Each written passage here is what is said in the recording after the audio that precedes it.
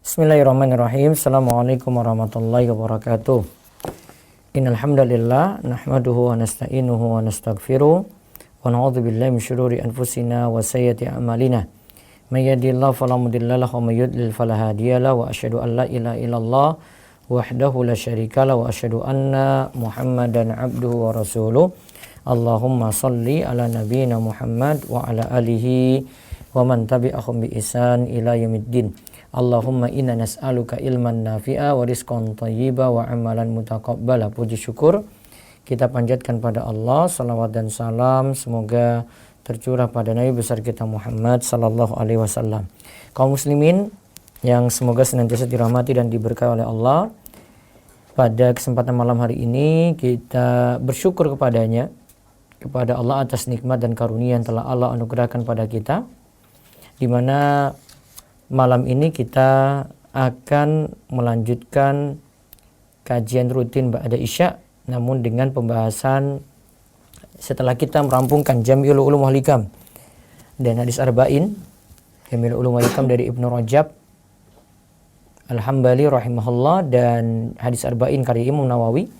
Kita akan melihat pembahasan rinci dari bahasan kurban, karena ini menjelang kita itu memasuki Dzulhijjah. Ini penting sekali untuk dipelajari sehingga kita bisa dapat pengajaran yang utuh tentang itu. Adapun buku kami tentang kurban saat ini yang tersedia adalah buku saku seperti ini.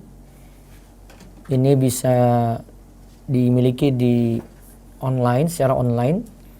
Bisa hubungi 0852 00 171 222 0852 00 171 222. Dua terakhirnya itu 3 kali.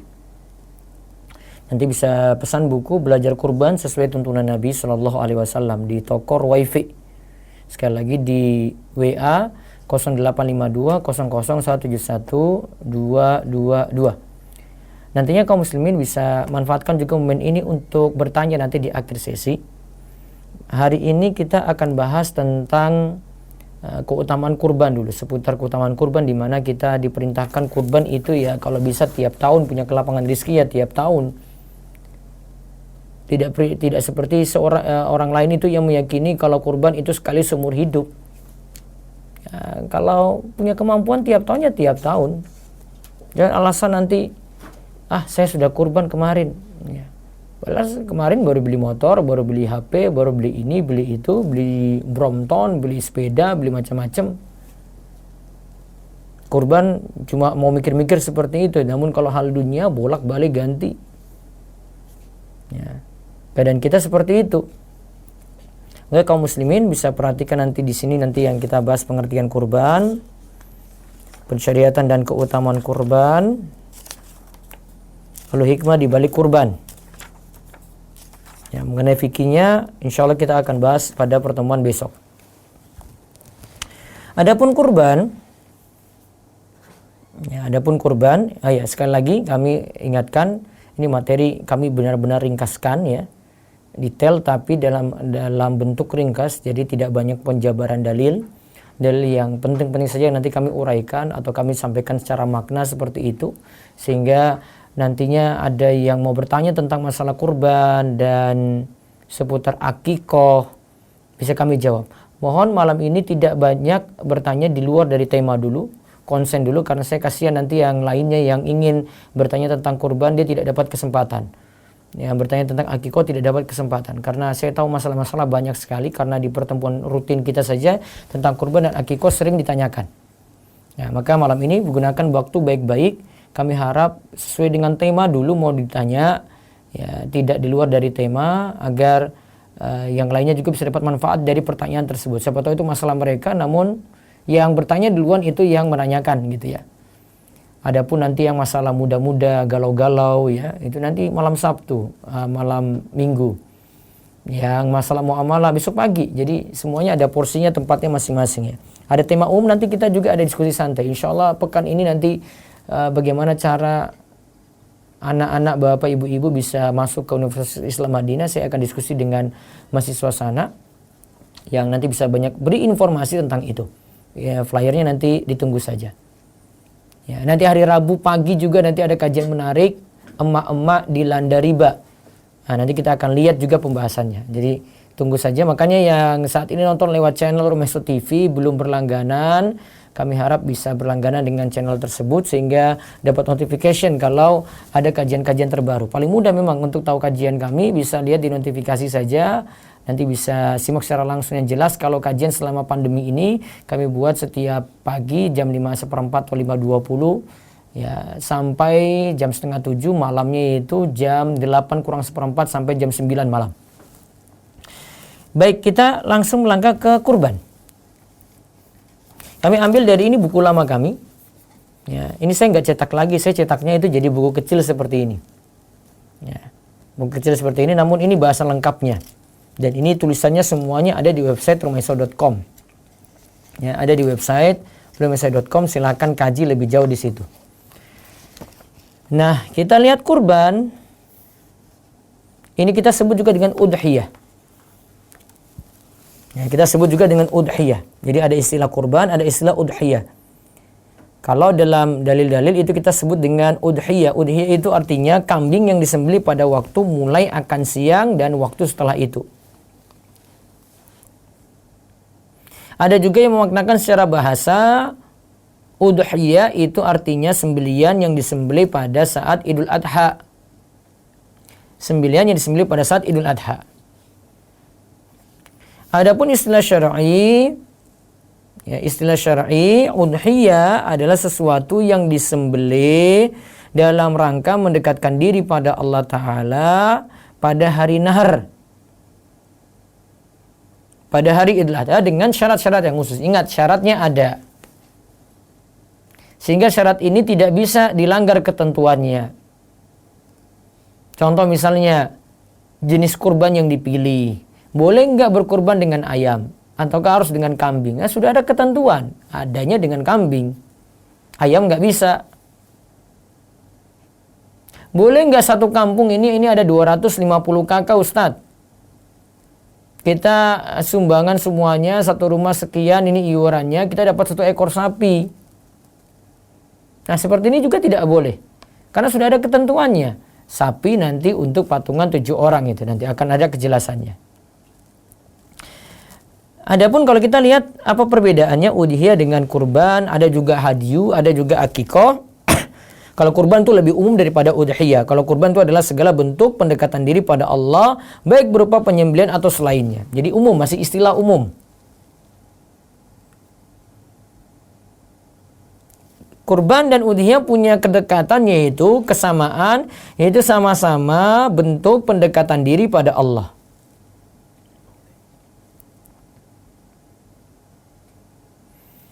Ada juga istilahnya yaitu hadyu. Hadyu yaitu hewan ternak yang disembelih di tanah haram pada hari nahar Idul Adha bagi yang menjalankan haji tamattu atau qiran. Tamattu itu ini seperti yang orang Indonesia lakukan ya, pergi haji, umroh dulu, habis itu bersenang-senang, ganti pakaian bebas, nanti datang tanggal 8 Zulhijjah baru ganti pakaian ihram lagi.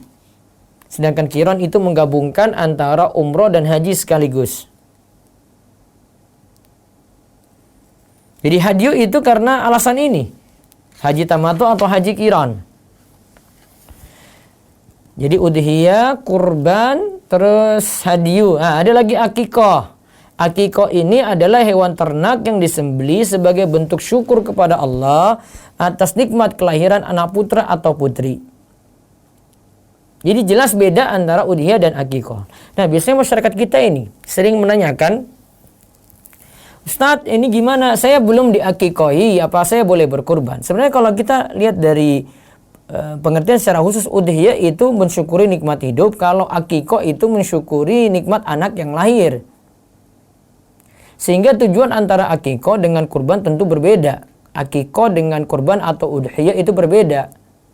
Sehingga sebenarnya tidak ada sangkut pautnya antara ya dia mau berakikoh dengan dia mau berkurban. Kalau mau berkurban tidak ada kaitannya dengan akikoh, berarti walaupun belum diakikohi ketika kecil ini nih, yang mau berkurban ini ya, belum diakikohi ketika kecil tetap masih boleh berkurban. Ingat itu baik-baik. Karena tidak ada dalil yang menyaratkan seperti itu. Nanti kalau kita temukan dalam syarat-syarat kurban, tidak ada syarat yang disebutkan oleh para ulama harus akikoh dulu.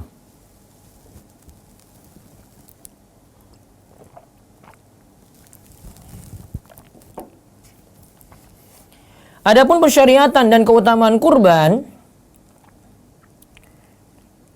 dalil-dalil yang memerintahkan diantaranya surat Al-Kautsar ayat kedua, fasholli li rabbika wanhar, dirikanlah sholat dan berkurbanlah, yaitu laukan nahar.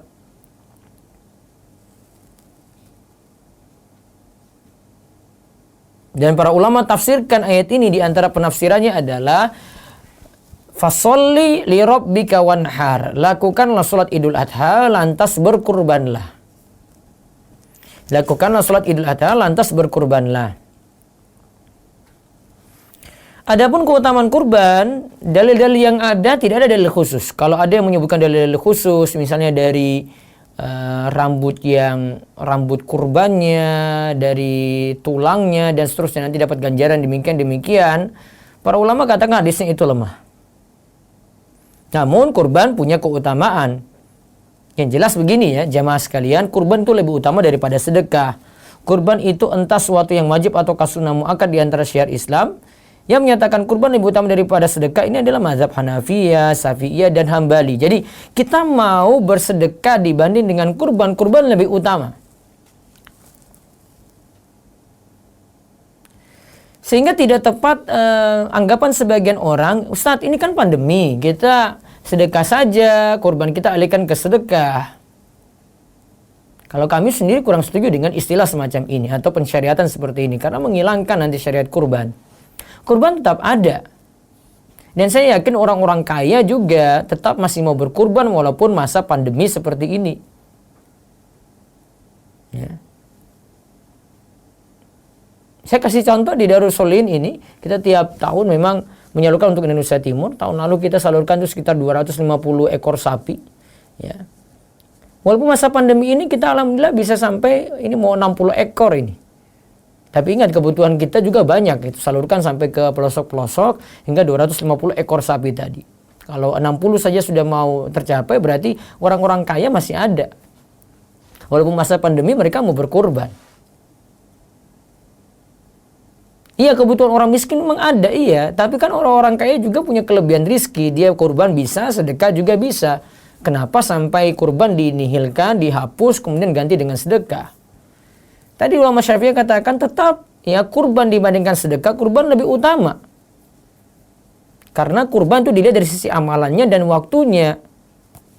Sama seperti gini, saya dengar azan saat ini, dengar azan. Saya lagi baca Al-Quran. Baca Al-Quran baik, iya, daripada zikir jawab azan tadi, iya. Namun momennya ketika kita itu dengar azan, setelah azan rampung, selesai, kita ya baca doa setelah azan, jawab azan, baca doa setelah azan. Ya, baca doa setelah azan. Itu lebih utama daripada kita baca Al-Quran saat kumandang azan tadi. Ya, dari sisi keutamaan seperti itu.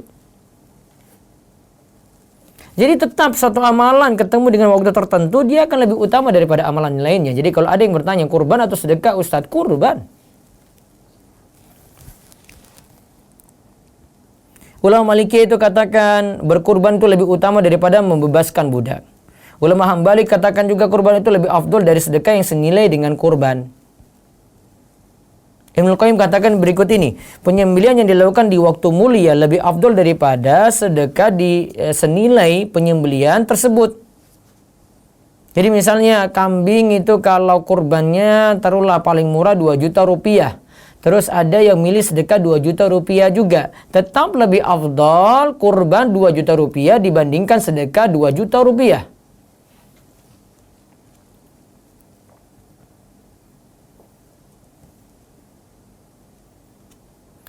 Di samping itu juga keutamaan dari kurban, Nabi SAW dan Khulafaur Rasyidin setelahnya berkurban juga sama. Mereka contoh Nabi SAW, mereka ambil teladan dari Nabi kita Muhammad SAW, mereka juga berkurban. Adapun ada hadis-hadis dhaif yang membicarakan tentang kurban, seperti misalnya dari Aisyah radhiyallahu anha, Nabi sallallahu alaihi wasallam itu bersabda, tidaklah pada hari nahar manusia beramal suatu amalan yang lebih dicintai oleh Allah daripada mengalirkan darah dari hewan kurban. Ia akan datang pada hari kiamat dengan tanduk, kuku, rambut hewan kurban tersebut. Sungguh darah tersebut akan sampai kepada ridha Allah sebelum tetesan darah kurban tadi jatuh ke bumi. Maka bersihkanlah jiwa kalian dengan berkurban. Hadis ini dhaif. Juga ada hadis yang katakan dari Abu Daud, dari Zaid bin Arqam, dia itu berkata, para sahabat Rasulullah SAW bertanya, wahai Rasulullah, apakah maksud dari hewan-hewan kurban itu seperti ini? Beliau bersabda, ini merupakan sunnah, ajaran bapak kalian Ibrahim. Mereka bertanya, wahai Rasulullah, lantas apa yang akan kami dapatkan dengannya? Beliau menjawab, setiap rambut terdapat kebaikan. Setiap rambut dari kurban tadi terdapat kebaikan. Mereka berkata, bagaimana dengan bulu-bulunya? Beliau menjawab, dari setiap rambut dan pada bulu-bulunya terdapat suatu kebaikan. Hadis ini juga dhaif. Intinya kurban banyak keutamaan, tetapi kalau hadis-hadis yang menyebutkan secara khusus seperti tadi, keutamaan rambutnya, bulunya, kukunya, tanduknya, nah ini berdasarkan hadis yang dhaif atau lemah. Adapun kurban ini hikmah dilaksanakannya adalah kata para ulama, kurban untuk mensyukuri nikmat hayat, nikmat hidup. Dan kurban ini untuk meraih ketakwaan. Makanya Allah katakan tentang kurban ini di dalam surat Al-Hajj ayat 37, la yanalallahu luhumuha wala dima'uha walakin yanaluhu taqwa minkum. Daging-daging unta dan darahnya itu sekali-kali tidak dapat mencapai keridhaan Allah, tetapi ketakwaan dari kamulah yang dapat mencapainya. Mau capai ridha Allah dengan ketakwaan. Sejatinya itu bukan dari dagingnya tadi, namun bagaimana kita itu ikhlas ketika berkorban.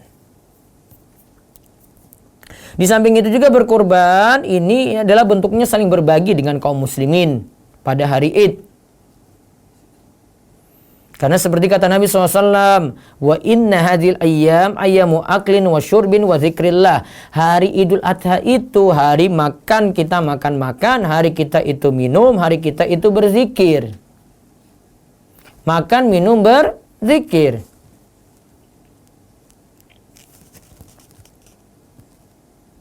Juga ibadah kurban ini hikmahnya adalah untuk meneladani Nabi Ibrahim alaihissalam yang diperintahkan untuk menyembelih putranya sendiri.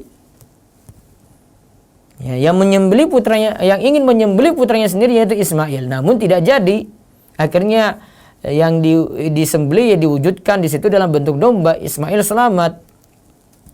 Intinya situ ada ujian pada Nabi Ibrahim alaihissalam, maukah anak yang dia cintai, yang dia nanti-nanti, ya, ini yang nantinya diperintahkan seperti itu. Dan Ismail, ingat, Ismail itu anak pertamanya Nabi Ibrahim alaihissalam, setelah itu baru Ishak.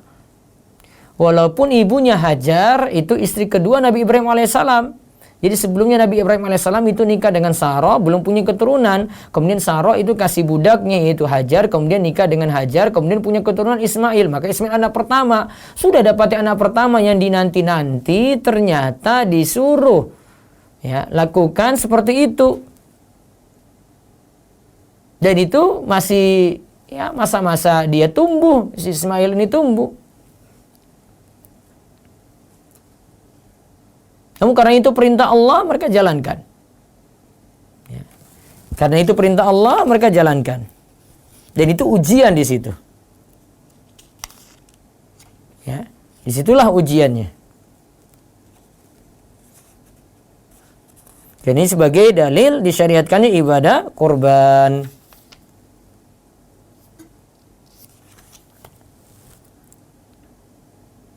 Nah, jadi hikmah-hikmahnya seperti itu. Jadi untuk mensyukuri nikmat hidup, ya.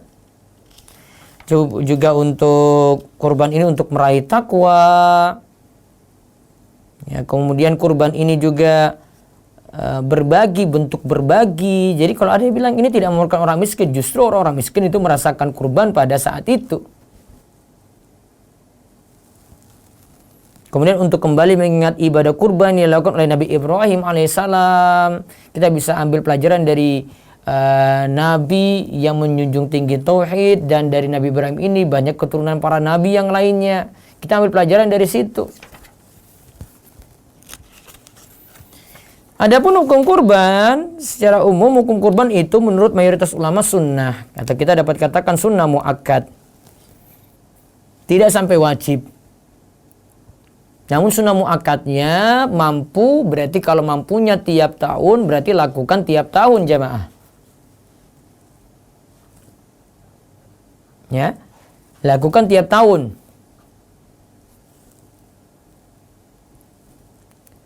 Ya, dan di sini nanti dilihat dari kemampuan tiap orang itu seperti apa. Ya, kemampuan tiap orang itu seperti apa. Jadi saya sebenarnya sampai syaratnya ya. Kalau hukum kurban di sini sunnah muakkad, dalilnya diantaranya Anas bin Malik itu katakan Nabi SAW pernah berkurban dengan 2 kambing yang gemuk. 2 kambing yang gemuk. Aku melihat beliau ini saat menyembelih ya. Nabi SAW menginjak kakinya di pangkal lehernya, menginjak kakinya di pangkal leher kedua kambing itu. Jadi dengan kakinya itu menginjak di pangkal leher. Jadi disunahkan untuk nyembelih itu ya, yang dijaga situ lehernya. Lalu beliau membaca bismillah dan bertakbir, kemudian beliau menyembelih keduanya dengan tangannya. Nanti bisa lihat di channel Rumeso TV ini ada pembahasan ya, masalah kurban. Ada, kalau tidak salah ada 2 playlist. Nanti saya akan tampilkan di halaman home sehingga jamaah bisa menonton sampai pada cara penyembeliannya. Saya ada contoh juga cara penyembelian kurban. Lalu dari Aisyah radhiyallahu anha ia berkata, dari Aisyah ya, Rasulullah sallallahu alaihi wasallam meminta diambilkan seekor kambing kibas. Beliau berjalan dan berdiri serta melepaskan pandangannya di tengah orang banyak. Kemudian beliau dibawakan seekor kambing kibas untuk beliau buat kurban. Beliau berkata kepada Aisyah, "Wahai Aisyah, bawakan kepadaku pisau."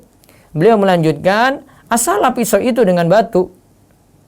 Aisyah pun mengasahnya. Lalu beliau membaringkan kambing itu. Kemudian beliau bersiap menyembelihnya. Lalu beliau mengucapkan, Allahumma taqabbal min Muhammad wa ali Muhammad wa min ummati Muhammad. Ya Allah, terimalah kurban ini dari Muhammad, dari keluarga Muhammad dan umat Muhammad. Kemudian beliau menyembelih kurban tadi.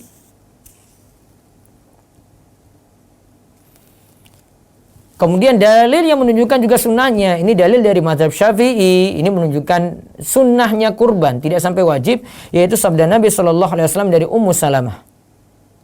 Idza dakhalatil ashru wa arada ahadukum ay yudhhiya fala yamassa min sya'rihi wa basharihi syai'. Jika telah masuk 10 hari pertama dari Dzulhijjah dan seorang di antara kalian berkeinginan untuk berkurban, maka janganlah ia menyentuh atau memotong rambut kepala dan rambut badannya. Diartikan oleh sebagian ulama, jangan potong kukunya sedikit pun juga. Jadi ini bagi yang mau berkurban, kalau sudah masuk, dia sudah ini ya. Intinya di sini kalau dalam tekstual hadis tuh masuk awal Dzulhijjah, kemudian dia punya keinginan untuk berkurban. Berarti dia sudah punya persiapan di situ. Kalau misalnya kita itu daftar lewat panitia kurban. Tapi coba saya akan lihat rincian ini apa yang dimaksudkan wa arada ahadukum ayyudhhiya. Ya, secara tekstual itu artinya tadi berkeinginan ya. Berkeinginan untuk berkurban. Nah, dia tidak boleh potong rambut, potong kuku ketika masuk awal Dzulhijjah tadi. Nah, Imam Syafi'i katakan dari hadis ini, karena disebutkan dalam hadis, wa arada ahadukum ayyudhhiya. Dan salah seorang di antara kalian punya keinginan untuk berkurban. Berarti yang ingin saja. Ada yang tidak ingin berkurban, tidak masalah berarti. Nah, ini dijadikan dalil oleh Imam Syafi'i. Ini menunjukkan kurban itu sunnah, bukan wajib. Namun, jangan sampai ditinggalkan. Ingat, ini sunnah kifayah. Sunnah kifayah itu gini, satu rumah itu sudah ada, maka yang lainnya tidak perlu lakukan, tidak masalah. Namun kalau satu rumah bisa 2 kurban, 3 kurban, nggak masalah. Tapi seandainya satu rumah itu cuma bisa 1 ekor kambing, ya sudah. Satu rumah ini dapat pahala di sini. Dalil lagi, kurban itu sunnah, tidak sampai wajib. Ra'aitu Abu Bakrin wa Umar wa ma yudhahyan, kata Abu Suraih. Kata Abu Suraihah, aku pernah melihat Abu Bakar dan Umar tidak berkurban. Kalau itu seandainya wajib, ya, pasti sahabat yang semangat seperti Abu Bakar dan Umar, dan kita yakin mereka juga orang yang mampu, tetap berkurban. Juga ada riwayat dari Ibnu Juraij berkata bahwa beliau berkata kepada Atha, awajibatul udhiyati 'alan nas? Qala la, wa qad dzabaha Rasulullah sallallahu alaihi wasallam. Apakah menjadi kurban itu wajib bagi manusia? Ia jawab tidak. Atau katakan tidak. Namun Rasulullah sallallahu alaihi wasallam pernah berkurban.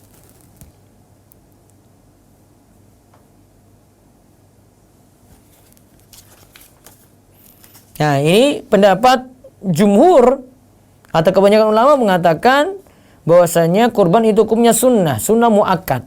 Ingat, bagi yang punya kelapangan rizki, jangan pelit-pelit.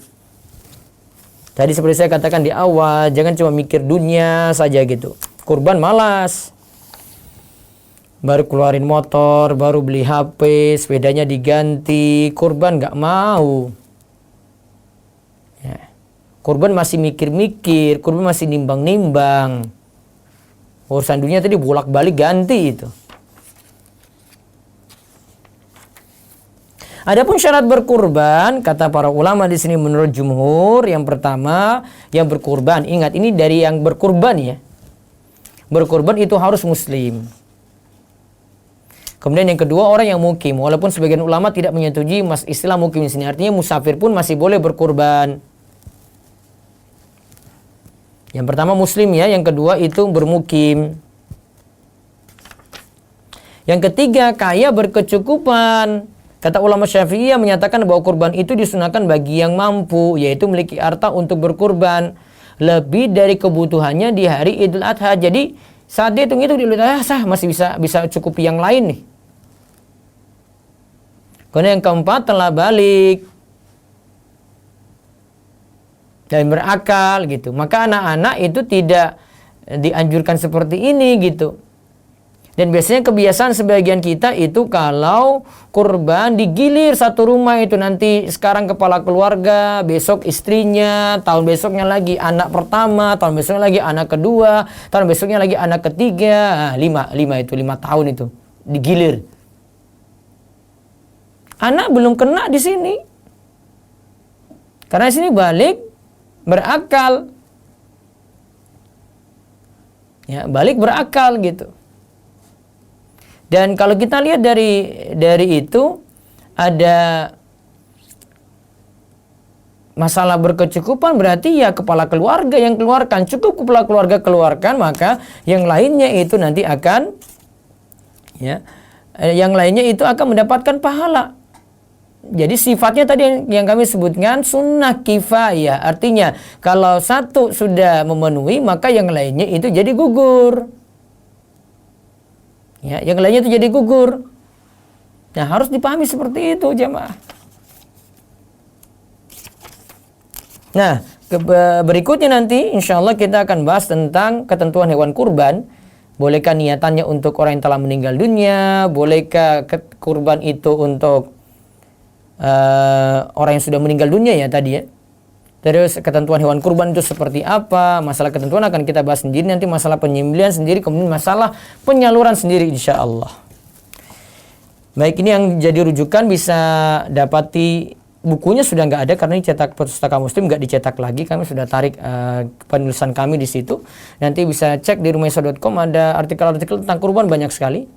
Yang ada dijual buku saku, ini murah, tanya di toko Wifi di 0852 00 171 222, duanya 3 kali.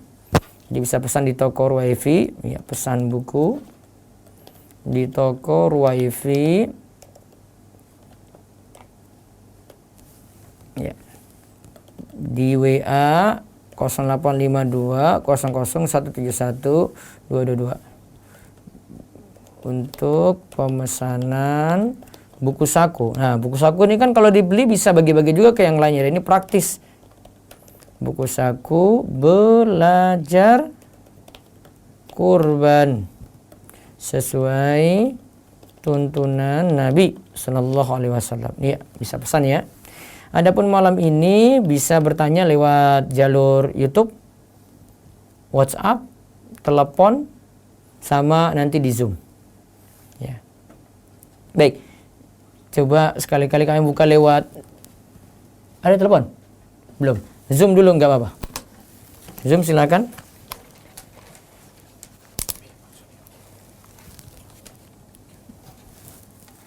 Zoom bisa bertanya. Untuk yang raise hand, untuk pertanyaan yang akan diajukan harap pertanyaan dengan singkat dan jelas dan hanya satu pertanyaan dikarenakan waktu yang terbatas. Ada Ibu Jihan Pandora, silakan buka mic-nya.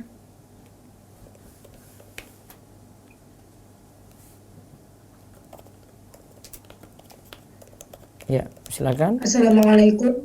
Waalaikumsalam warahmatullahi wabarakatuh. Ustadz, saya mau tanya, kalau misal nih orang tua mau kurban sapi, nah itu kan harus 7 orang Ustadz sama teman-teman yang lain. Nah, semisal orang tua itu kebagian mungkin 3 juta. Nah, anak itu ingin memberi seperti urunan gitu Ustadz, 500.000 semisal. Itu tetap atas nama orang tua begitu Ustadz, 7 orang itu. Nah, itu tuh apakah sebenarnya dibolehkan Ustadz, dan apakah anak mendapat pahala untuk berkurban itu? Terima kasih. Baik. Tadi siapa yang mau berkurban? Orang tua, tapi anak mau ikut urunan gitu Ustadz. Kurban apa ini, Bu? Sapi. Sapi. Sudah dapat berapa patungan? Maksudnya? Sapi kan bisa 7 patungan. Iya, nah itu kan gini Ustadz, orang tua anak itu kan patungannya 3 juta. Nah, anak itu ingin mengikut orang tua gitu loh, 500.000. Nah, apakah anak mendapatkan pahala dan dapat itu dibolehkan? Kan harus 7 orang. Nah, anak itu tetap mengatasnamakan orang tua urunan itu gitu. Bentar. Gini, saya pahamkan dulu nomor yang 7 tadi. Sapi itu misalnya harga 21 juta. Patungan 3 juta. Sepertujuh ini, ingat ini dari 7 orang. Jadi 7 orang nanti kalikan 7 jadi 1 ya. Gitu ya. Jangan sampai ada yang pertama. Kekeliruan pertama, ada yang lebih daripada 1/7, yang lainnya kurang dari 1/7. Misalnya ini patungan 3 juta. Ya, patungan 3 juta ya. Terus ada yang 2 juta. 2 juta setengah lah. Ada yang 2,5 juta.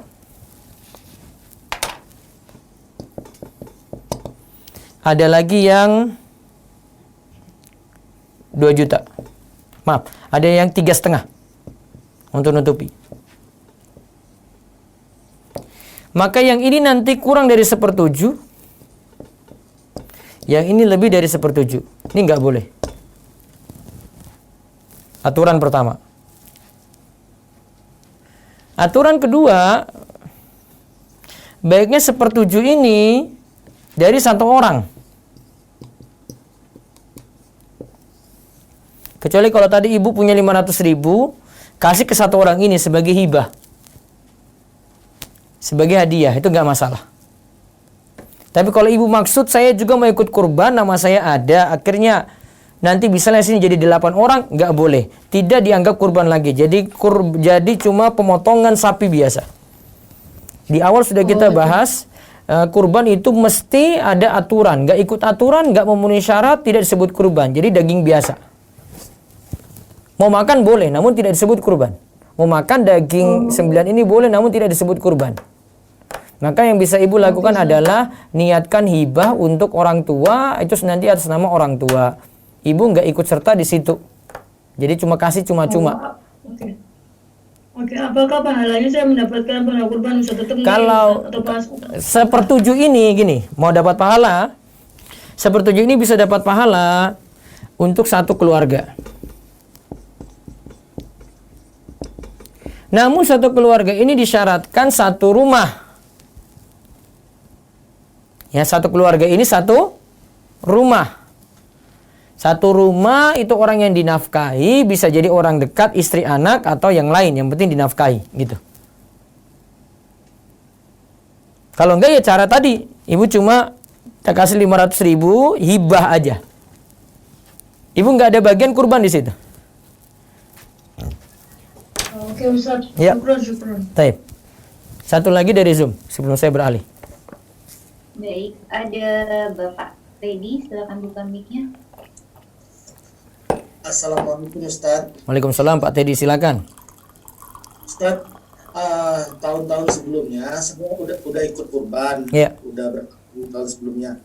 Tahun ini saya mau ikut kurban, tapi kondisi keuangan Lagi sulit. kurang. Ya, untuk kurban sih cukup Ustaz. Tapi istri mau melahirkan sudah. awal Agustus ininya. Kurang lebih ya tanggal 15 itu perkiraan dokter itu Ustaz.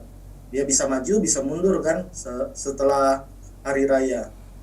Jadi anak galau ini Ustaz, mau ikut kurban atau mau persiapan buat akikah anak karena mau ngejar sunnah yang hari ke-7 itu Ustaz.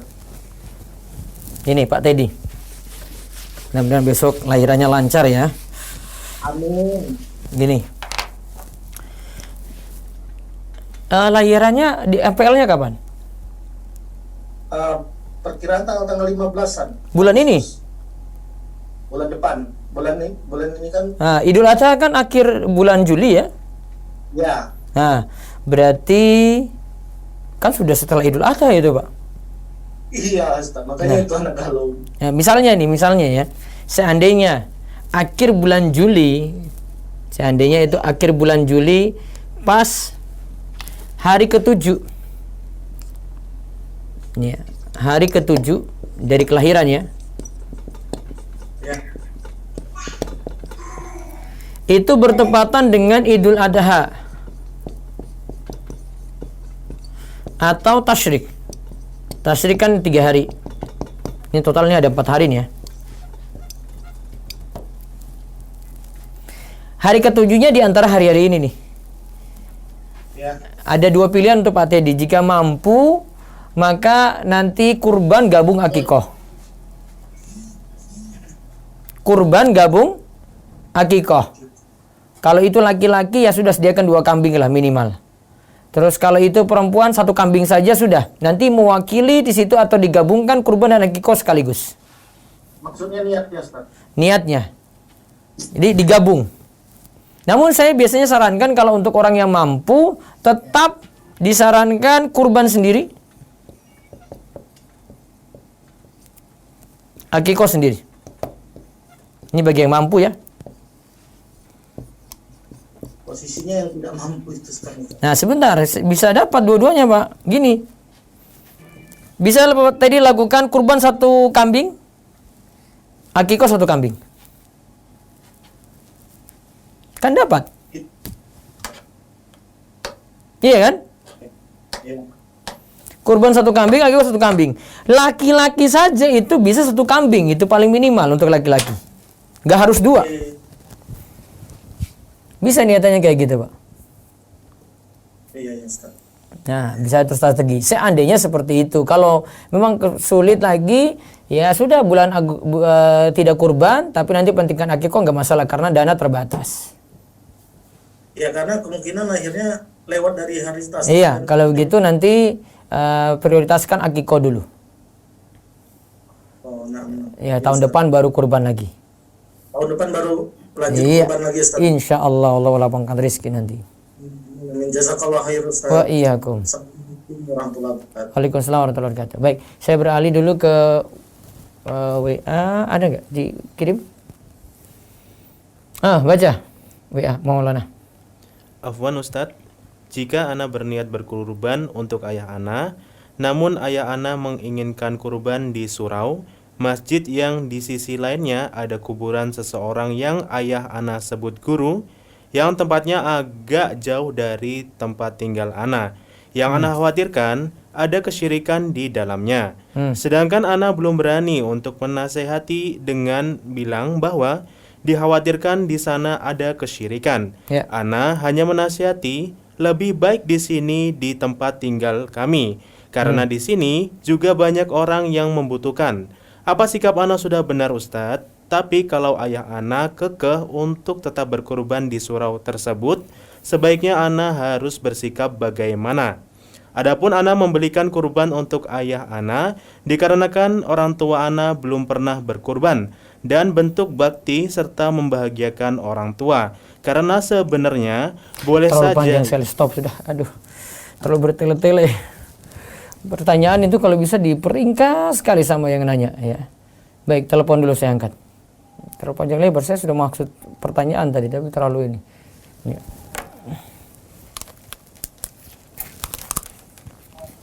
Ya. Ya, Assalamualaikum. Halo, Assalamualaikum Tat. Waalaikumsalam, dengan siapa di mana? Dengan Bapak Agus di Sumatera Selatan. Iya.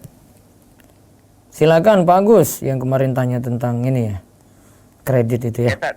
Iya, silakan Ini Pak. bertanya Tat, ini Ibu Ana rencana mau kurban kambing ya Tat bulan tahun ini. Terus? Nah, kemudian ini adik Ibu Ana ini mau kurban sapi juga. Kan beda orang. Iya, kan beda orang, Pak.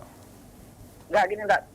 Jadi adik Ibu Ana ini mau Ibu Ana dikaruniai sama adik Ibu Ana kurban sapi. Jadi adik ibu itu atasnamakan orang tua Pak Agus untuk kurban gitu?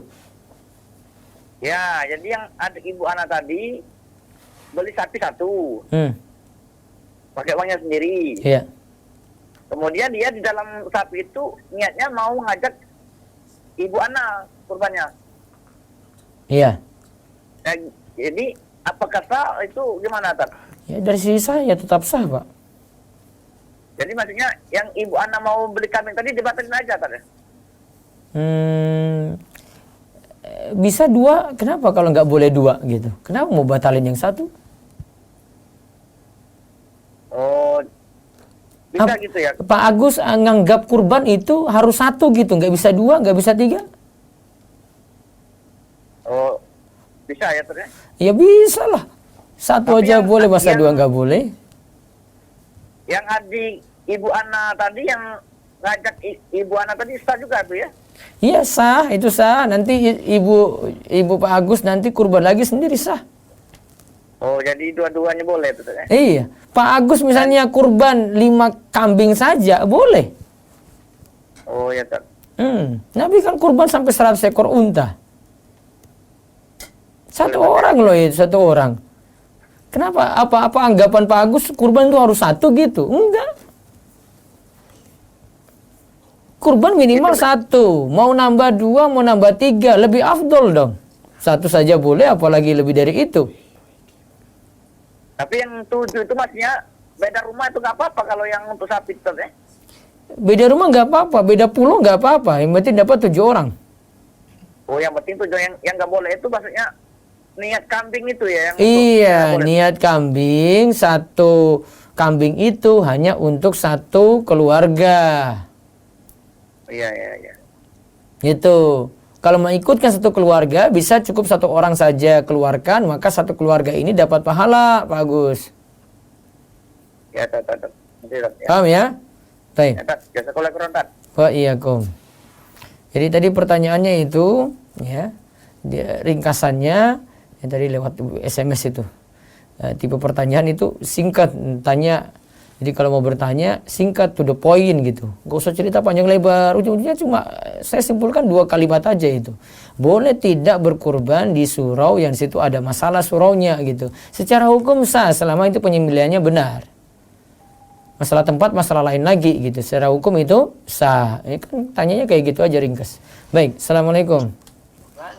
Waalaikumsalam. Ya, dengan siapa? Di mana, Bu? Ustadz di Kalimantan dengan hamba Allah. Ah, Bu Guru di Kalimantan. Baik. Ih, Silakan, Bu. Ustadz, tadi kalau kurban itu tidak boleh memotong kuku. Apakah seluruh keluarga itu tidak boleh atau suami aja yang mempunyai uang? Yang kurban siapa? Kan suami mengeluarkan kurban. Nah, berarti kurbannya kalau atas nama suami, berarti suami tidak boleh motong kuku, motong rambut saat masuk awal Zulhijjah. Istri anak boleh. Istri anak boleh, panitia kurban juga boleh, kecuali tadi yang berniat berkurban saja. Oh, tapi pahalanya untuk serumahan. Pahalanya untuk satu rumah, namun dari sisi syariat yang jalankan itu kan untuk yang punya uang dan dia niatkan dia berkurban, pahala boleh untuk satu rumah. Jadi kalau seandainya kurban itu untuk diri sendiri boleh, diniatkan untuk keluarga boleh gitu Ustaz ya? Jangan satu saja, Bu, nanggung. Sudah keluarga gitu aja. Oh, Ustaz, kalau seandainya mertua itu dapat nggak? Satu rumah enggak, Bu? Satu rumah tapi dinafkahi. Hah? Tidak satu rumah tapi dinafkahi. Tapi dinafkahi. Satu rumah syaratnya, satu dapur. Oh, satu dapur. Oke. Ustadz, tadi kan waktu kurban itu ada ibadah makan, minum, berzikir. Berzikirnya ini apa, sholat apa? Takbir. Kan sejak masuk awal Zulhijjah kita sudah takbir. Nanti ketika tanggal 9 lebih takbirnya lebih banyak lagi setiap ada sholat. Sampai hari tasyrik terakhir. Takbir itu aja Ustaz Iya, ya? takbir Allahu Akbar, la ilaha illallah, Allahu Akbar, la ilaha illallah. Dan itu takbirnya paling lama loh, Bu. Dari tanggal 1 Zulhijjah sampai tanggal 13 hari tasyrik terakhir. Beda dengan Idul Fitri. Idul Fitri itu cuma malam Idul Fitri sampai nanti sholat Id. Selesai sholat Id sudah nggak ada takbir lagi. Jadi keistimewaan Zulhijjah itu takbirnya sejak awal bulan sampai nanti tanggal 13. Oh, biasanya seminggu Ustaz kalau umumnya itu. Apa? Kalau umum di kampung itu kan 1 minggu Nah, aja. itu kan kurang Nggak paham. banyak. Itu enggak Syafi'i juga itu. Syafi'i itu dari awal, Bu, sampai tanggal 13. Oh, 13. Itu sudah termaktub dalam buku-buku fikih madhab, termasuk mazhab Syafi'i, cara takbir seperti tadi. Oke. Ya. Ustaz, makasih. Assalamualaikum. Waalaikumsalam warahmatullahi wabarakatuh. Baik, lewat WA silakan. Ustadz izin bertanya, Ya. hukum menjual kulit atau tulang kurban Ustadz, apakah panitia kurban juga tidak boleh dalam memanfaatkan atau menjual kulit tersebut? Panitia dengan sahibul kurban itu statusnya sama. Kalau sahibul kurban tidak boleh jual kulit, tidak boleh jual hasil kurban, ya, tidak boleh jual, jual kulit, jual daging, jeroan, nggak boleh dijual. Maka panitia kurban juga demikian. Karena panitia kurban statusnya wakil. Wakil tidak boleh bertindak untuk menjual. Sama seperti sahibul kurban. Yang ada sahibul kurban nanti bagi kurbannya itu sepertiga untuk dibagi, sepertiga dia makan, sepertiga hadiah gitu. Yang sepertiga untuk sedekah, makan hadiah gitu. Jadi aturannya seperti tadi. Ya, terus lewat telepon langsung silakan. Putus. WA lagi. Ustadz, bagaimana status kurban seekor sapi yang dikeluarkan perusahaan tapi atas nama 7 orang karyawannya? Ya, ini saya masih kurang setuju ini. Harusnya yang keluarkan biaya dia pakai namanya gitu. Mungkin statusnya hibah terus namakan ke perusahaan, atas namakan individu gitu ya. Bisa saja. Tapi apakah tidak menimbulkan kecemburuan yang lainnya kalau nggak dapat gitu? Wallahu a'lam. Saya pending dulu. Baik, telepon langsung silakan. Assalamualaikum. Assalamualaikum. Halo. Ya. Waalaikumsalam. Halo. Iya, dengan siapa di mana? Ya. Dengan Umulus Luna Ustaz di Iya. Makassar. Iya, silakan. Ya, Ustaz, kamu bertanya, suami saya ada di perantauan, belum bisa pulang kan karena pandemi. Iya. Terus suami saya kurbannya sama orang tuanya di kampung, Iya. ikut sama orang tua dan saudaranya.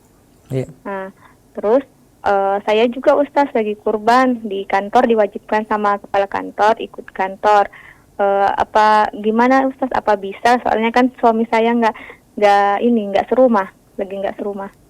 Boleh-boleh saja. Kalau punya rezeki, Bu. Ya, maksudnya suami saya niatnya untuk beliau dan keluarga gitu, Ustaz. Ya boleh. Untuk Kan satu kurban itu boleh per individu. Jadi kan kita sudah bahas sunnah kifayah. Satu sudah kurban, maka yang lainnya sudah cukup. Seandainya satu rumah itu bisa ada 2 kurban, nggak masalah. tapi suami saya lagi nggak serumah, Ustaz, lagi di perantauan. Iya, tapi kan itu satu kakak aslinya. Oh gitu. Oh iya. Iya. Oh, iya. Satu rumah, tahu pengertian satu rumah? Kecuali kalau pisah rumah boleh gitu loh. Oh gitu. Oh iya, Ustaz. Tahu kan Ustaz, pengertiannya kalau- ini masih satu kakak, masih keluarga, cuma karena kerja saja gitu. Iya, terus? Oh gitu, Ustaz. Ya. Kalau saya, Ustaz, niatnya gitu untuk keluarga juga gitu, Ustaz, ya. Ya bisa. Jadi seandainya satu rumah ini ya, satu kakak lah, kalau protes satu rumah, Ya. satu kakak. Ya. Satu kakak itu ada istri kurban sendiri, suami kurban sendiri, anak kurban sendiri lagi, boleh. Oh gitu. Iya, 3 kurban. Tapi anaknya belum balik, nggak usah, Ustaz, ya. Anaknya belum balik gak usah. Misalnya anaknya sudah kerja, dia dalam satu rumah lagi. Jadi suami sendiri kurbannya, istri sendiri kurbannya, anak sendiri kurbannya, boleh. Oh gitu, ya, Ustaz. Ya. Baik. Ya, Ustaz. Cukup? Ya, ya. Syukran, Ustaz. Jazakallah khair. Ya, sebentar saya baca lewat YouTube dulu. Pahala kurban untuk yang satu dapur apakah berlaku juga untuk anak yang dinafkahi tapi ada di perantauan? Kalau memang niatannya anak sudah tidak satu kakak lagi, ya, dan dia sudah punya pekerjaan sendiri, baiknya anak berkurban sendiri, itu lebih bagus. Tadi yang bisa mendapat pahala kurban adalah keluarga satu rumah yang dinafkahi. Semoga tidak salah tangkap. Iya, jika anak perempuan yang belum menikah berkurban, apakah ortu satu rumah dengannya masih bisa mendapatkan pahala kurban? Masih. Terus baik, telepon langsung silakan. Ya. Assalamualaikum. Waalaikumsalam warahmatullahi. Iya, dengan siapa di mana, Pak? Heru, Pak, di Jogja. Nggih, monggo Pak Heru. Ya, ini Tat, ada kasus ini di kampung kan, ada terkumpul kan 18 orang. Nggih. Berarti kan kalau jadikan ini kan jadi cuma 2 sapi, 4 kambing seperti itu. Ya, 2 sapi, ya betul 4 kambing. Terus? Kan, tapi semuanya tuh pengennya sapi semua, Tat, gitu kan. Ya tambah duit lah, tambah jadi 7, 21. Akhirnya nyari orang kan belum nemu gitu ya. Ye. Nah, terus akhirnya kan iuran 3 jutaan. Jadi Sama semuanya semua? Kan ada 54 juta. Nah, terus dibelikan sapi yang harganya 18 juta. Ye. Jadinya kan dapat 3 sapi seperti itu. 3 sapi tapi 18 juta untuk 18 orang. Untuk 18 orang. Baik. Itu gimana tadi seperti itu kan? Sebentar. Sebentar. Itu harga sapi semua sama Pak Heru? Sama semua, Sebentar. Jadi Berarti masing-masing katakan, berapa itu? 18 juta ya? 18 juta bagi 7 berapa? 18 juta bagi 7 18 juta bagi 7 itu berapa? Sumbangan 3 juta. sumbangan tiap orang berapa? 3 juta. 3 juta. Berarti ada yang nanti nggak rata itu. Ya memang, jadi memang nggak rata anunya. Tapi semua orang kena semua. Dari 18 juta itu, ya. Jadi gini, aturannya itu maksimal 1/7. Nah itu maksudnya. Maksimal 1/7, paham ya? Sedangkan tadi jenengan bilang 3 juta. Iya kan 3 juta. Harusnya satu kelompok itu 21 juta. Berarti ada yang iurannya lebih, jenengan taruh di kelompok ketiga. Jadi nanti ketiga itu nggak boleh. Dikata 2 sapi sah, 1 sapi nggak sah. Iya kan? Coba Pak Heru hitung sendiri coba. Ya? Iya. Kan jenengan maksudkan nanti lebihnya ini tutup yang kelompok ketiga, J? Iya. Jadi 2 sapi sah, yang 1 sapi nggak sah. Karena yang 1 sapi itu sudah lebih dari 7 orang. Iya. Iya toh? Ya benar makanya. Iya makanya. Itu aturan Pak Heru. Jadi kayak tadi saya contohkan tadi. Ini aja ada yang 1, misalnya ini 3 juta semua, J. Tapi ada 2 orang, yang 1 2,5, yang 1 3,5. Nggak boleh. Orangnya sudah 7 Pak Heru. Iya. Tapi nggak seimbang karena yang 1 jadi lebih dari 1/7, yang 1 kurang dari 1/7. Ya, solusinya Sedangkan cari maksimalnya tiga lagi, berapa? Maksimalnya 1/7. Berarti kan ada istilahnya, oh ini orang ke-8 dong. Ya resikonya pokoknya tambah cari patungan lagi. Kalau enggak gini, tadi yang 2 kelompok sapinya 21 juta. Terus yang kelompok yang ketiga cari sapi sesuai sumbangan mereka itu. Jadi saya 3 juta kalikan 4, 12. Nah, Katakan terpenuhi dapat syarat 2 7. tahun enggak? Kalau nggak terpenuhi syarat ya sudah ganti kambing. Saya paham kenapa semua incar sapi, karena sapi dagingnya lebih banyak. Betul. Bagian kan dapat bagian kan. Kalau kambing 7 ekor dengan sapi 1 tetap lebih banyak daging sapi. Iya. Ya tapi aturan kayak gitu gimana lagi? Kalau mau makan-makan silakan Pak Heru. Ini kita lagi bahas kurban. Jadi kurban memang sudah ada ketentuan. Kalau makan-makan, wah monggo, mau sak dusun, sak desa, 1 sapi itu 100 orang, monggo. Tapi ini kita lagi bahas kurban punya aturan ketat. Kan mau ibadah, lagi diuji ibadah, penuhi aturan. Kalau nggak mau penuhi aturan ya sudah, berarti enggak. Iya. Jadi kalau ada ini mau bahas di takmir nih, sampaikan video saya aja nih pas ini nih. Itu kan beritahu tadi. Ada tulisan saya juga di rumesa.com gara-gara sumbangannya nggak seimbang itu, yang nggak sah. Itu ada fatwa-fatwa ulamanya itu. Oke. Iya. Satu lagi kan? Ji. Terus terang ya itu yang menjadi dilema juga, salah satunya adalah tentang kulit dan kepala. Itu kan seringnya kan kadang-kadang kan itu kulit dan kepala itu dijual terus dijadikan lagi daging, diberikan lagi daging lagi, dibagi lagi seperti itu kan. Itu ya kita tahunya memang nggak boleh kan. Terus bagaimana cara menyadarkan itu loh, cara uangnya lah Pak. Saya ngomong sama orang Gunung Kidul aja masih ngeyel-ngeyelan, apalagi orang luar gitu.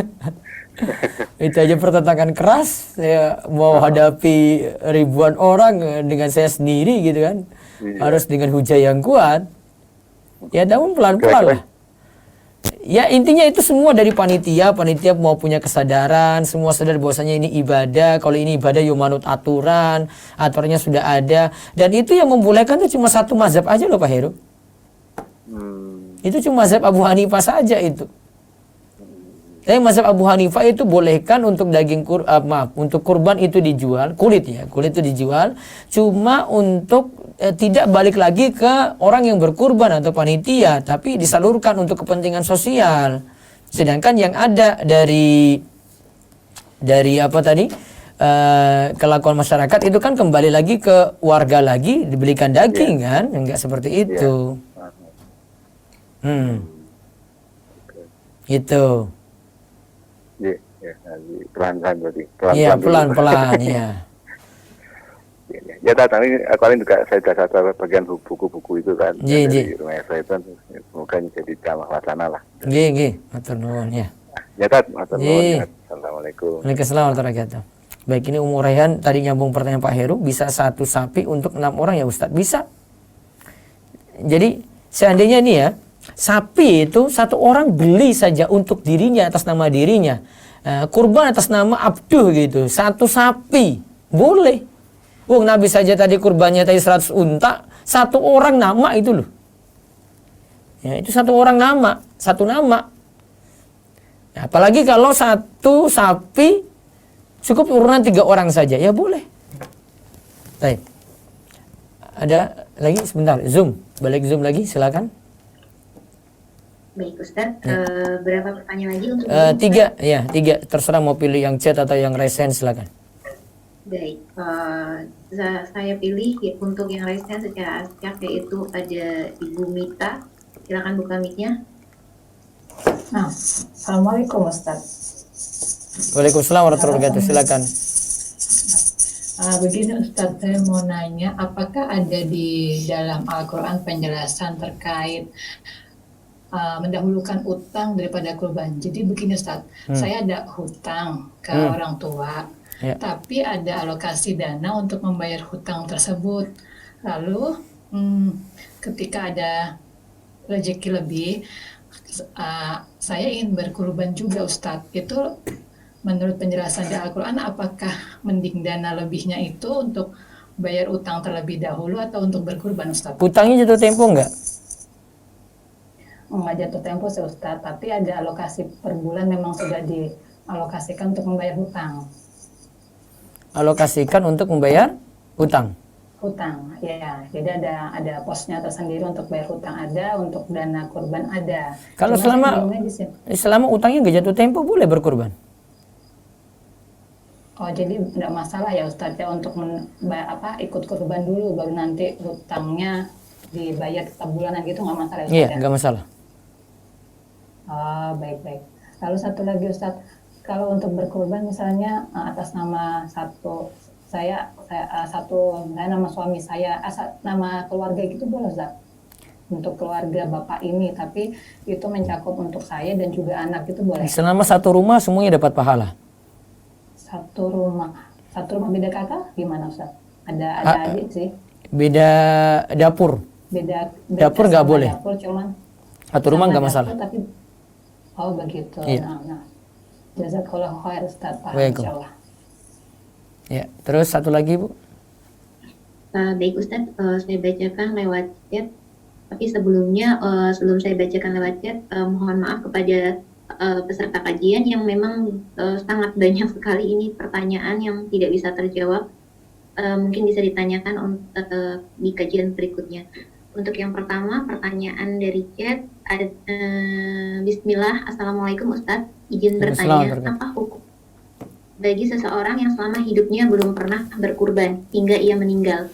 Hukuman apa yang orang itu terima nanti di akhirat Ustadz? Jazakallah khair.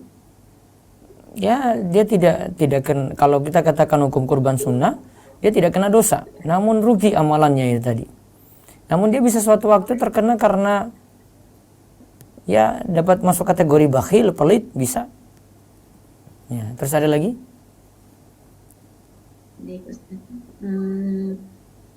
Bismillah, kalau Ana dapat jatah kurban dari kantor dikasih 3 juta, Ana cari kambing sendiri dan Ana jadi sohibul kurban.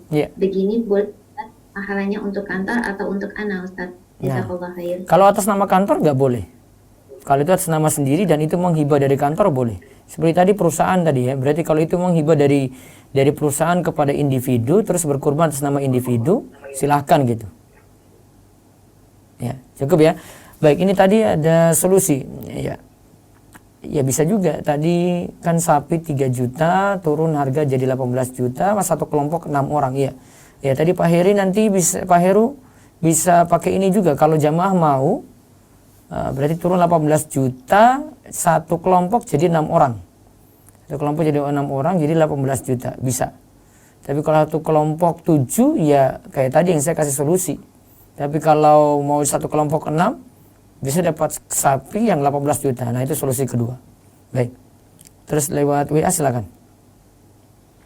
Ustadz, jika kita ingin berkurban atas nama sekeluarga, dananya dari Ana, perlukah diberitahukan ke keluarga? Sebaiknya atas nama Ana dan keluarga atau atas nama ayah Ana dan keluarga? Atas nama yang kasih keluarkan uang aja, berarti atas nama anak. Terus pakai nama keluarga setelah itu. Ya, terus. Ustadz, jika saya seorang istri, saya memiliki tabungan tersendiri sebelum menikah lalu ingin berkurban. Sedangkan suami saya belum mampu berkurban. Sebaiknya bagaimana Ustadz? Berarti atas namakan istri, nanti istri niatkan untuk satu keluarga. Ya, terus. Ustadz, kalau ada berkurban terus dengan nama anak yang masih kecil, belum balik, apakah sah? Nama anak masih kecil, belum balik.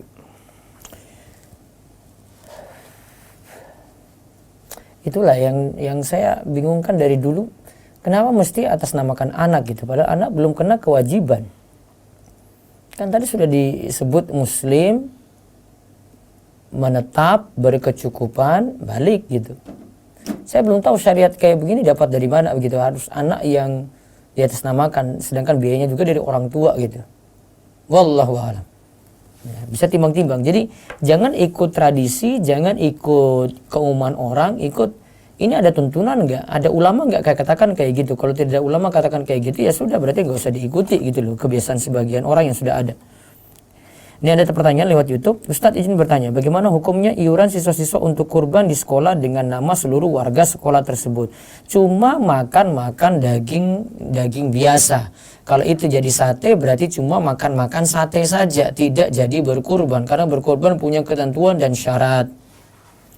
Bagaimana hukum kurban siswa sekolah yang patungan 50 ribuan per siswa? Itu lagi belajar kurban, bukan berkurban. Apakah boleh berkurban dengan uang syubhat? Kurban dari uang yang halal. Innallaha thayyibun la yaqbalu illa thayyiba. Allah itu thayyib, tidaklah menerima kecuali yang thayyib saja. Ustadz mau tanya, jika bapak saya berkurban diniatkan untuk keluarga, apakah pahalanya hanya untuk satu kakak saja? Apa satu keluarga termasuk menantu dan cucu? Masih masuk satu rumah? Itu masuk dalam pahala kurban. Coba nanti, kayaknya kesempatan berikut ada ini.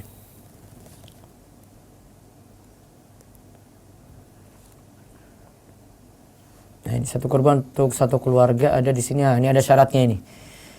Tinggal bersama satu rumah. Syarat kedua, istri atau masih kerabat. Yang ketiga itu diniatkan dalam pahala adalah orang yang wajib dinafkahi. Itu ada. Nanti akan saya tegaskan di pertemuan berikut. Terus, apakah kita sudah berniat untuk berkurban tahun ini, tapi qadarullah uang yang untuk berkurban terpakai untuk kepentingan lain? Apakah kita tetap dapat pahala kurbannya? Man hamma bi hasanatin falam ya'malha kataballahu innahu hasanatan kamilah. Siapa yang sudah berniat, berazam untuk melakukan suatu amalan namun tidak jadi, maka sudah dapat pahala niat tadi. Assalamualaikum Ustaz. Waalaikumsalam warahmatullahi wabarakatuh. Sapi untuk kurban usia sapi 2 tahun, betul, kurang 1 bulan. Bisa nggak ya Ustaz? Tidak bisa, harus penuhi syarat ya 2 tahun. Bolehkah berkurban dengan kambing betina? Sapi betina boleh, kambing betina juga boleh. Namun yang afdal tetap yang jantan. Pahala kurban untuk yang satu dapur, apakah berlaku juga untuk anak yang dinafkahi tapi ada di rantau? Selama masih kakak, boleh dia masuk dalam pahala untuk kurban tadi. Apakah ada doa khusus dalam berkurban yang diajarkan Nabi SAW? Karena di kampung ana, si pemotong hewan kurban seperti membaca doa-doa tertentu. Apakah kita kurban di tempat tersebut? Jadi gini, ada syarat kesahannya. Syarat kesahan untuk kurban itu yang dibaca bismillah. Bacaan yang lain kalau mau ditambah Allahu Akbar. Bacaan yang lain lagi mau ditambah lagi Allahumma taqabbal min siapa? Sebut nama sahibul kurban. Adapun yang lain-lain lagi ya harus pakai dalil. Kalau tidak dalil maka tidak boleh kita ini di situ. Namun kalau katakan jadi tidak sah kurbannya, belum tentu. Karena kalau bismillah sudah terpenuhi maka kurbannya jadi sah. Terus Ustaz mau tanya, sebagaimana anak satu rumah dengan keluarga, tadi sudah ya keluarga-keluarga ini ya. Baik, yang Zoom satu lagi, terus WA satu lagi, monggo. Baik Ustaz, saya bacakan lewat chat.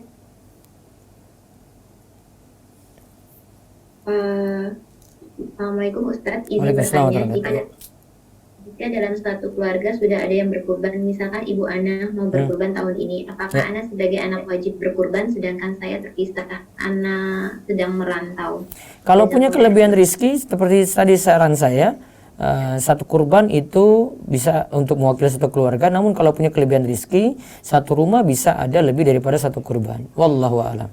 Baik, lewat WA ada lagi? Iya Ustadz, suami saya sedang dinas di luar negeri dan beliau kurban sapi di sana atas nama 7 orang. Tapi suami saya ternyata bisa pulang ke Indo sebelum Idul Adha. Apakah bisa diwakilkan dengan panitia kurban di wilayah tersebut? Coba diulang. Ustadz, suami saya sedang dinas di luar negeri dan beliau berkurban sapi di sana atas nama 7 orang. Tapi suami saya ternyata bisa pulang ke Indonesia sebelum Idul Adha. Apakah bisa diwakilkan dengan panitia kurban di wilayah tersebut? Boleh seperti itu. Wallahu a'lam. Terus ini ada pertanyaan lagi. Kalau satu sapi untuk 4 orang dan iurannya 1/7, 2/7, 1/7, 3/7 boleh. Yang tidak boleh dalam 4 orang ini ada yang kurang dari 1/7. Jadi misalnya iurannya mau 3 juta, 3 juta, 3 juta, berarti harus lebih daripada 3 juta. Namun kalau ada yang nyumbang cuma 2 juta saja dari 4 orang ini nggak boleh. apakah boleh kurbannya secara online? Kalau yang dimaksud mentransfer uang ke daerah lain untuk dikurbankan di sana, dibolehkan. Walaupun tidak menyaksikan langsung, walaupun tidak dapat daging kurbannya langsung. Ya, misalnya ini seperti program Darus Sholihin ini ada kurban kita salurkan ke Indonesia Timur gitu. Kalau memang ya dia tidak saksikan langsung, dia cuma lihat kasih foto atau mungkin ada rekaman video, ya sah. Atau dia tidak sama sekali tahu itu, yang penting dia bagi saja. Dan namun ada kurban juga di daerahnya. Saya sarankan ada dua ya, ada kurban di Indonesia Timur dan ada kurban di daerahnya. Nah, itu dibolehkan. Baik, itu saja yang kita bahas untuk kesempatan malam hari ini. Insya Allah besok masih ada kesempatan ya, bagi yang belum sempat saya jawab atau ingin tanyakan lagi, ya bisa ditanyakan untuk kesempatan berikut. Ini hari malam Selasa, malam Rabu, malam Kamis, malam Jumat, bisa empat kali ya, bisa 3 kali lagi. Baru nanti yang satu malam lagi, malam Seninnya itu tentang ada akikoh dan ada menyambut buah hati. Buah hati ini di sini berarti tentang penentuan nama, potong rambut, terus akikoh ya, apalagi tahnik ya, mungkin mengazani ya, kaitannya dengan nama-nama terbaik nanti akan saya jelaskan. Walaupun saya belum punya buku, tapi tulisan saya sudah lengkap, ada beberapa serial, itu lebih dari 10 serial yang ada di rumaisa.com, itu bisa jadi pelajaran di situ. Adapun tadi masukan-masukannya bagus ya. Tadi untuk tadi kan 18 orang, berarti bisa jadikan 3 kelompok ya. Nanti Pak Heru yang tadi dengar saya bisa pakai patungan satu kelompok 6 orang saja. Jadi dengan 3 juta, kalau itu dimaui seluruh anggota bisa dapat sapi yang 18 juta. Namun yang sapinya lebih kecil. Ya, tapi kalau mau nggak rugi, biar dapat sapi juga besar-besar, ya cari sapi dengan harga 3 juta patungannya 21 juta, yang lainnya cukup kambing 4 ekor atau cari 3 lagi. Nah, itu yang lebih aman. Yang tidak boleh itu tadi sudah nyumbang 3 juta, dianggap itu satu sapi untuk 7 orang. Ya, nah itu yang tidak boleh. Namun kalau satu sapi, satu kelompok itu dianggap 6 orang, masih dibolehkan. Baik, wallahu a'lam bishawab. Besok lagi kita ketemu. Besok pagi insya Allah masih bahas harta haram muamalat kontemporer. Kita sudah masuk pembahasan kartu kredit. Ya, demikian kita cukupkan dengan doa kafaratul majelis. Subhanakallahumma bihamdika asyhadu an la ilaha illa anta astaghfiruka wa atubu ilaik. Assalamualaikum warahmatullahi wabarakatuh.